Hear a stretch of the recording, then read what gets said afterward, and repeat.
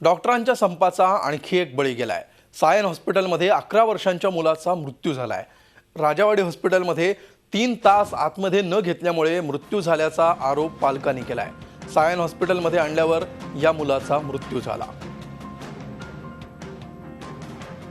मार्डनी पुकारलेला संप आणि त्याचबरोबर IMAचं सामूहिक रजा आंदोलन याचा फटका एका 11 वर्षांच्या मुलाला बसलाय आणि या मुलाचा उपचार न मिळाल्यामुळे मृत्यू झाल्याचा आरोप या मुलाच्या पालकांनी केलेला आहे। मेरे बेटे को चेचक हुआ था, उसके बाद मैं अभी घर पे से लेकर के दवाखाना आई। प्राइवेट में लेके गई तो प्राइवेट बोले कि बड़े दवाखाने में लेके जाओ। मैं राजावाड़ी लेकर के गई।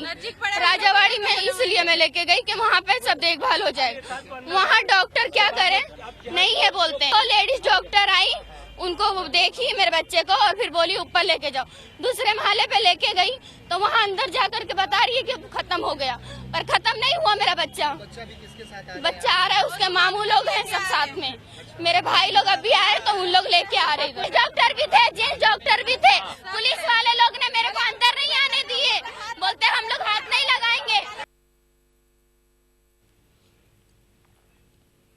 आणि या विषयावर अधिक माहिती घेऊया। आमच्या प्रतिनिधी दीपाली जगताप पाटील सध्या आपल्या सोबत आहेत। दीपाली, या संपाचा आणखी एक बळी, एका चिमुकल्याला आपला जीव गमवावा लागलेला आहे। काय नेमकी ही घटना आहे? या मुलाला नेमकं काय झालं होतं आणि काय आता सध्याची परिस्थिती आहे? अमोल, 11 वर्षाचा इर्शाद शेख नावाचा हा मुलगा आहे। सुरुवातीला हे गोवंडीला राहणारं कुटुंब आहे। त्यांनी सुरुवातीला राजावाडी हॉस्पिटलमध्ये आपल्या मुलाला उपचारासाठी नेलं। त्याला कांजण्या आणि शिवाय ताप भरला होता असं पालकांचं म्हणणं आहे।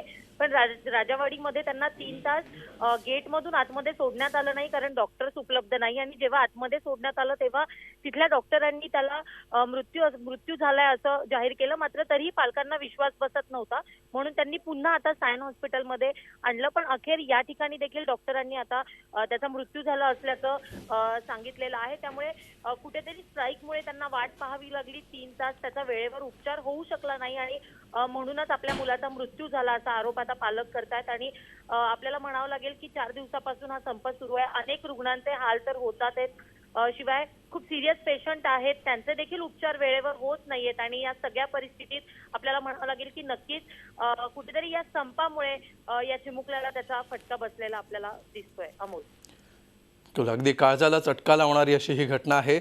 या संपाचा फटका एका 11 वर्षांच्या मुलाला बसलेला आहे आणि उपचार न मिळाल्यामुळे 3 तास हॉस्पिटलच्या बाहेर वाट पाहत राहावी लागली आणि या सगळ्या प्रक्रियेमध्ये आपल्या मुलाचा जीव गेला असं त्याच्या पालकांचं म्हणणं आहे। आता हा संप मागे घेण्यात आलेला असला तरी सुद्धा अजूनही रुग्णसेवा प्रचंड प्रभावित आहे आणि खासगी डॉक्टर सुद्धा अजूनही कामावर रुजू झालेले नसल्यामुळे हा फटका अजून देखील महाराष्ट्रामध्ये जाणवतो आहे। झी 24 तास रहा एक पाऊल पुढे।